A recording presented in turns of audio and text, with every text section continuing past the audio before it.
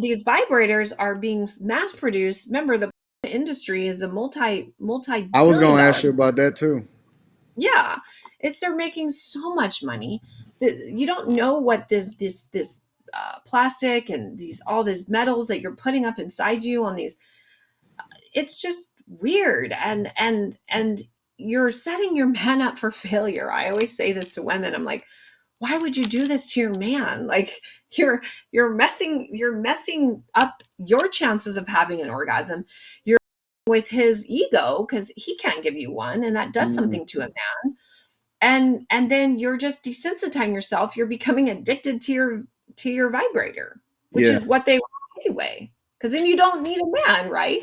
I agree with that. Interestingly enough, and I was also going to ask you about, right, because I think one of the things that has helped us significantly is Mhm. that we don't watch.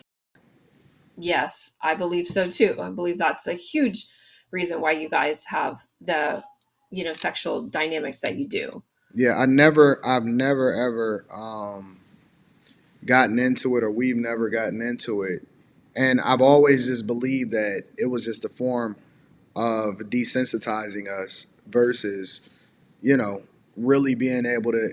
If I want to make a porn movie, then I'll make one myself. You know what I'm saying? Correct. Like That's what I always say. I've never had the desire to then use that as a tool. I never seen the purpose of it, right?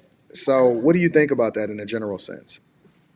Yeah, I mean, I think it's becoming more prevalent that porn is very detrimental to sex lives of men and women alike. But it's one of the biggest industries in the world. Like, the porn industry is massive. There's big money to be made in that. Hmm. And they want you addicted to it, right? Because they're making money. So, the fact that you guys never partake in that is just fantastic for the dynamic of sexual polarity in your relationship. But yeah, the porn industry I think is single-handedly responsible for the downfall of relationships today, because you're teaching men to have a new program that allows them to be turned on and then to release ejaculation to a pixel, right? You're creating a new synapse in their brain because this is a habit, right? So what fires together wires together, right? We know that. So now you've got all these young men addicted to porn, very young, and women too, and then they can't get an erection in their 20s. They're Mm. having erections. They're having issues with PE, with premature ejaculation. And a lot of it stems, as long as you're healthy, these are not normal issues that men are having, 20s, 30s, even 40s. Like, you should not be having these challenges until, 50s, 60s, maybe things start slowing down a little bit.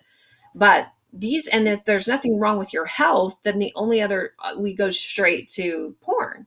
Right. That's the last, we roll out health first, check your circulation, make sure you're not having heart issues. But guys having heart issues in their 20s is pretty rare, right? So we're talking now about a culture that's created an addiction, and not needing women, not being able to even approach a woman, because then when these men That is actually do, wild. they get with a real woman, they don't know It's what to do. wild. Why OnlyFans culture is so pervasive, because men would rather Dang. just sit home and jack off and pay a woman than actually have to go up and get rejected, and then actually maybe finally get a date and it be awkward and put in the work. Mhm. That it's easier to do the first. Well, what I find is, and one of the ways in which I try to convince guys, because I know guys that's literally in their 30s and they terrified. I mean, absolutely terrified of approaching a woman, right? But then I see a parallel, right? And the parallel is that they're also afraid of public speaking. They're nervous when it comes to being able to communicate at their job or at work. They're limiting themselves in their ability to be able to have a business or even be able to Yeah, acquire customers and sales because they deathly afraid of not cold your calling or voice. having conversations with people that they've never met before or that they're not familiar with.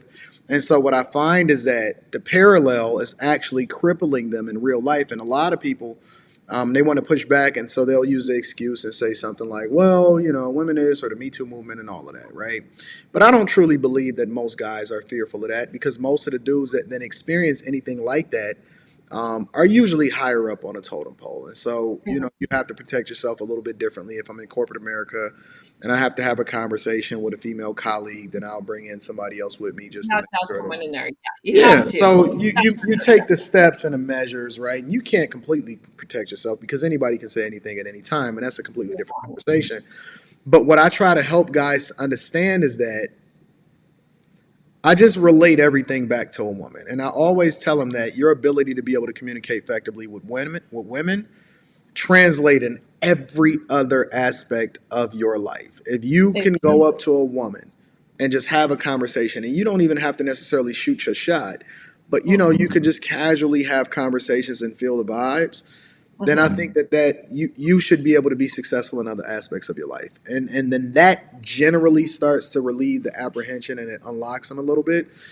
But Yes. people are deathly It's the afraid number one of people. it's the number one fear over death is public speaking. It's a number one is public speaking, number two is death. It's like this is crazy.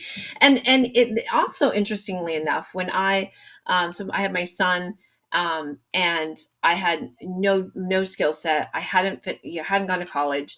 I had been in the industry and all I had was like a skill set of tantra. And I was like, how's that gonna pay the bills? So I went to school. I was like, okay, and there's really amazing programs for women and men who are single parents, and the county will pay for your education. And my Mhm. son was in the best childcare, like one of the top childcares here in Orange County. And the one thing I was grateful about that time when I went back to college was or went to college rather, was the skill set of public speaking. I had, and I chose communications because, quite frankly, I was like, I think it's the easiest thing. And I had a newborn and I was nursing him around the clock. So I was like, let me just, what can I get in and get it done? Right. Now, what I found from speaking with my communications professors was that the number one skill that is missing in college graduates, we're talking bachelor's degrees of these kids that go into the workplace, they're sent back for education is Mhm. communications Okay. and public speaking. They get into the workplace and their superiors send them out or bring in communications experts because people cannot speak. And you're talking about people that have a bachelor's degree. Like you went through all that college and you can't communicate. Yep. So this is a real problem. And like you said, if you can't communicate, like in general, how are you going to communicate with a Correct. woman? Because women, we love communication, right? More so than men.